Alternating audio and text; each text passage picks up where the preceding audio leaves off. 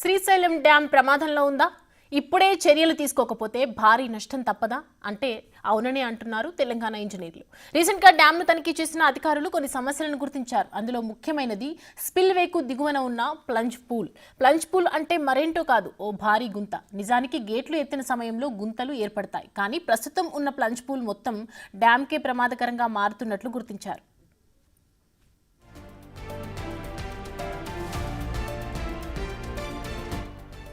కృష్ణానదికి 2009లో వచ్చిన వరదలు మాత్రం చాలా ప్రమాదకరమైనవేనని చెప్పాలి. ఏకంగా 25 లక్షల క్యూసెక్కుల నీరు శ్రీశైలం డ్యాం నుంచి వెళ్ళింది. నిజానికి శ్రీశైలం డ్యాం కేవలం 14 లక్షల క్యూసెక్కుల నీటిని తట్టుకునేలా డిజైన్ చేశారు. కానీ ఈ స్థాయి వరదను కూడా తట్టుకొని నిలబడింది శ్రీశైలం డ్యాం. అయితే ఆ సమయంలో స్పిల్వే కింద భారీ ప్లంజ్ పూల్ ఏర్పడింది.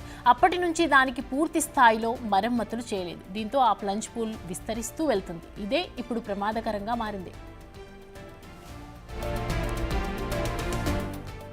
ప్రస్తుతం అధికారుల తనిఖీల్లో తేలింది ఏంటంటే ఈ ప్లంజ్ పూల్ ప్రతి ఏటా విస్తరిస్తూ వస్తోంది. దీంతో అధికారుల్లో టెన్షన్ మొదలైంది. పరిస్థితి ఇలానే ఉంటే డ్యాం పునాదులు దెబ్బతినే అవకాశం ఉంది. ఒక్కసారి డ్యాంకి ఏమైనా జరిగితే సాగునీటి సరఫరాతో పాటు విద్యుత్ సరఫరా కూడా నిలిచిపోతుంది. అంతేకాదు, శ్రీశైలం దిగువన ఉన్న సాగర్, ప్రకాశం బ్యారేజ్లకు కూడా నష్టం తప్పదంటున్నారు. ఈ విషయాలన్నింటినీ వివరిస్తూ ENC Anil Kumar national dam safety authority చైర్మన్కు లెటర్ రాశారు.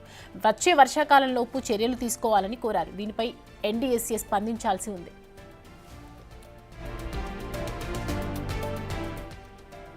అయితే గత ప్రభుత్వాలు సాగర్, శ్రీశైలం డ్యాంల రిపేర్ల విషయంలో నిర్లక్ష్యం వహించాయని, తాము మాత్రం రిపేర్ల విషయంలో ముందుకు వెళ్తున్నామంటున్నారు తెలంగాణ భారీ నీటిపారుదల శాఖ మంత్రి ఉత్తమ్ కుమార్ రెడ్డి. శ్రీశైలం నాగార్జున సాగర్ డ్యాంల రిపేర్ల కోసం వరల్డ్ బ్యాంక్ ప్రోగ్రామ్ డ్రిప్ కింద DRIP dam repair and rehabilitation programme కింద మా హయాంలో పనులు మరి మేము అది ముందుకు తీసుకుపోతున్న విషయం కూడా నేను మనవి చేస్తున్నాను.